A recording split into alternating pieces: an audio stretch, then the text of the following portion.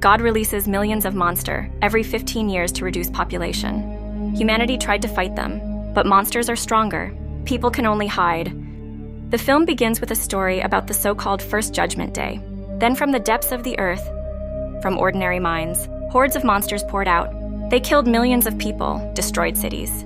A real war began with these monsters, and in the end, they were exterminated. On the site of the former wells, protective installations were built gates, which are designed to protect people from repeated intrusions. 15 years have passed. The world was able to recover a bit from the experience. One of those who were lucky enough to survive is Laura. She works at the school. She has a persistent but unsuccessful male friend, Milton, whom she periodically refuses dates. Most likely, the reason for this is resentment towards her ex-husband, Dave. He was not with Laura during the Day of Judgment, and she, pregnant, had to survive on her own. Dave and Laura have a son, 15-year-old Tyler. He disappears all day at the skate park with his friends and his girlfriend, Maddie. In his spare time, he plays computer games and is a bargaining chip in the difficult relationship between his father and mother, who broke up immediately after his birth. Meanwhile, the situation is heating up. An eclipse is approaching, and this is one of the heralds of a possible monster invasion. In addition, seismic activity has increased. Protective Dome personnel are conducting emergency checks, and there is very disturbing news in the news. Mass extinction of fish began everywhere. The same thing happened the day before the First Judgment Day. Migration is another alarming signal. Everything is repeating itself, as it was 15 years ago. Tyler is spending the weekend at his dad's when the phone rings. Dave gets a call from his old friend Ted.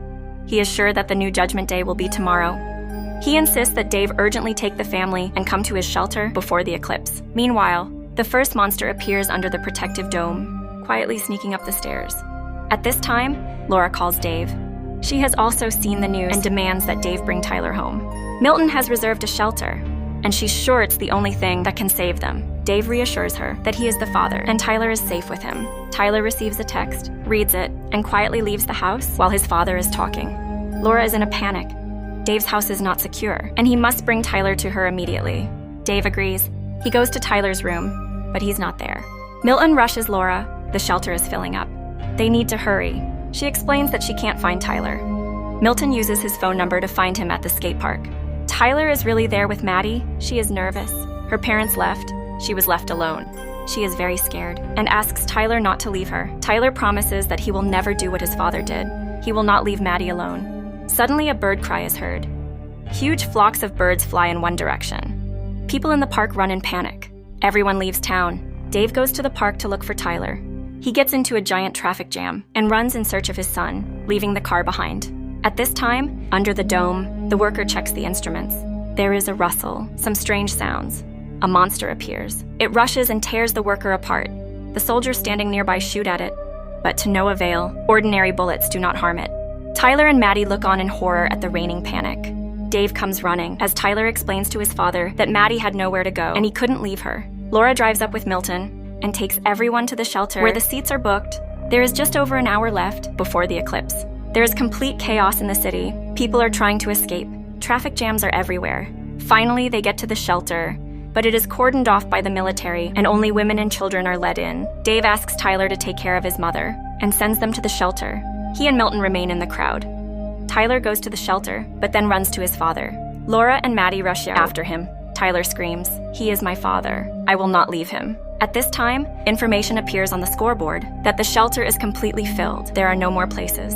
Wasting no time, they run to the car. Dave offers to go to Ted's hideout in the desert, and Milton suggests hiding at the school, which is nearby, and there is a basement. Another traffic jam. Dozens of cars block the road. They get out of the car, an earthquake begins, and the solar disk is covered with a shadow. The eclipse has begun. Under the protective dome, the monsters make their way out. Their crowds, crawling, flying, they capture the city. Dave suggests leaving the city. It's much more dangerous here. He wants to drive himself, but Milton is outraged. This is his car and he knows how to save everyone. They have a fight with Dave. But then Milton is grabbed by a flying monster, soaring with him into the sky. Laura screams heart-rendingly. Dave stuffs her into the car, and they try to get out of this hell. They drive along the canal. Dave reassures the children. Everything is fine. We will get out. The car is running out of gas. Dave wants to find a replacement for it. There are several cars ahead. Dave gets into one of the cars. An elderly man hid in the back seat. He glances at a huge bloody monster. That looks like the skeleton of a bull. He is very close. The bull passes by the car without noticing them.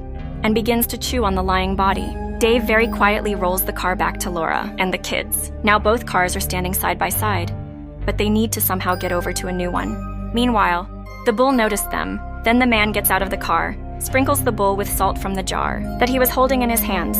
The bull stopped. The kids and Laura manage to run into Dave's car. Then the bull rushes at the man and tears him to shreds. But Dave manages to drive away from there. Hordes of monsters flock to the city from all sides. Dave is driving down an abandoned road in the mountains. They drive up to Ted's hideout. It is really sound and looks like a concrete bunker. There are cameras on the roof, but no one reacts. When they knock, the doors are closed. Ted is sitting behind the monitor. A gun is put to his neck. Someone is standing behind.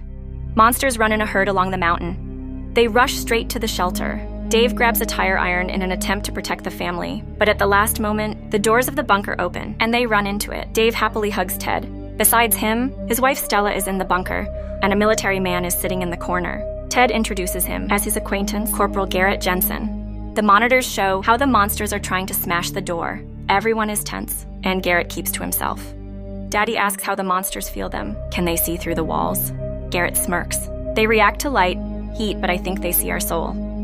They are the offspring of the devil, which means God too. They torment the flesh, but feed on the soul. Are you religious, Corporal? Laura asks. Today, yes. He replies. He says that on the first Judgment Day he worked at a refinery. When the monsters poured in there, he managed to dive into a pond of salty mud, where they were afraid to approach. He sat in the dirt and listened as the monsters destroyed 150 of his colleagues and friends. Garrett is very engrossed in his story and doesn't notice Ted signaling Dave to touch the knife. Dave understands and quietly takes the knife. That is why it is called Judgment Day, continues Garrett. The devil rules on this day. At this time, something that looks like a centipede crawls from the street into a small hole in the mesh covering the window. Garrett says he'll be on duty first. Ted invites them to stay as well and looks meaningfully at Dave, but then Garrett pulls the gun out of its holster, forcing Dave to put down the knife. Garrett explains that he tried to hide and found this hideout. Kind Stella let him in, although Ted was against it. He survived the first time and will survive now, no matter what the cost. Tyler throws himself at Garrett. He tries to take the gun from him, but Garrett throws him away. Dave comforts the corporal. At this moment, a centipede-like monster rushes out of the wall at Stella. Ted rips it off his wife's neck and pours salt on it. Dave grabs a gun from Garrett and shoots it. They tie up Garrett, try to stop Stella's blood. Then Dave sees help come for the monsters, a huge bull. He understands that they are doomed. They need to get out of the bunker. The bull is trying to kick down the doors. Ted doesn't want to go out. He says his wife won't survive outside. But Stella asks him to go with everyone. There is an underground passage under the bunker. It leads to the mountains. Garrett persuades him to take him with him. He has a car with a full tank, and he can take everyone to the gate. There are bunkers, and the creatures came out of there. They will not come back. They do not believe him. He was just trying to survive. And now it is beneficial for him to help them. They decide to go. Get us there and we'll forget about everything, Dave promises Garrett. They arm themselves. Ted has a whole arsenal of weapons. The bull breaks down the doors more, and more insistently, but they manage to run out into the tunnel. They go to the car. Stella becomes ill. Dave and Laura begin to argue. She chides him that they could be in the shelter now. Tyler then spots a monster on the side of the road. It's dead. Maddie approaches it. Here, long tentacles of the monster protrude from a hole in the ground and twist around her legs, trying to drag her away. Maddie screams wildly Tyler, and Dave rescue her. Garrett offers his help, and Dave cuts the ropes on his hands.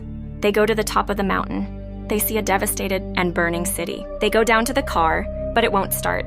Monsters appear on top of the mountain and rush straight towards them. Garrett tries to start the engine, while Stella looks at the crowd of monsters, then at the gun in her husband's hands. She draws her gun, gets out of the car. Ted begs her to hand over the gun, but Stella turns away and goes to the monsters. She understands that she is doomed. Ted calls her, crying, but Dave stuffs him into the car. At the last moment, they manage to leave. Crowds of monsters rush after them. On the way, they pick up a radio signal. They report that almost all the shelters could not withstand the onslaught and were ruined. Laura puts her hand on Dave's shoulder as he strokes her. They come to the gate. It's empty, but the doors are open. Garrett says the hideout is in the basement. They're heading there, but the power needs to be restored. Garrett and Dave decide to do it. The others go to look for the first aid post. Ted has a wound in his back. Dave restores electricity. Garrett says that the gate was prepared for a second invasion. Tons of salt were pumped into them, but the well was too deep. They go to the others, and then they hear the roar of monsters and see a bloodied corpse. There are 2 hours left until the end of the eclipse. Garrett offers to hide in a chemical warehouse. There, the doors are impenetrable. Suddenly, a monster attacks Garrett. Together with Dave, they manage to deal with it, but the rest of the monsters run to the noise. Garrett quickly runs through a door and closes it behind him. He gives himself some kind of injection. His veins are swollen and black. Dave returns to his family and asks Tyler to keep his mother safe while he's away. He wants to level the playing field and funnel the salt water through tank pipes to keep the monsters out. Laura kisses Dave and tells him to be careful. Dave makes his way through the ventilation, sees how the monster devours the prey. Dave needs to turn off the taps next to that chewing monster. He manages to open the faucet. Water is collected in containers. Dave climbs back, but the monster sensed it and rushed after him. Dave fights back, sprinkles it with salt, and the monster crumbles to dust. Meanwhile, the others had already been hunted down and surrounded by monsters. Tyler shoots back. Then Dave's voice is heard from the loudspeaker. He asks to turn on the fire alarm. The monsters have surrounded them. They are getting closer. Ted tells Tyler, "Protect the family, son," and goes at the monsters with an axe. Several monsters pounce on him at once. Tyler shoots back. Bloodied Ted tries to fight back. Tyler runs out of ammo. He turns on the fire alarm. Jets of salt water hit from all sides. They fall on the monsters, and they crumble into bloody dust, squealing in pain. They are saved, but Ted is dead. The eclipse ends.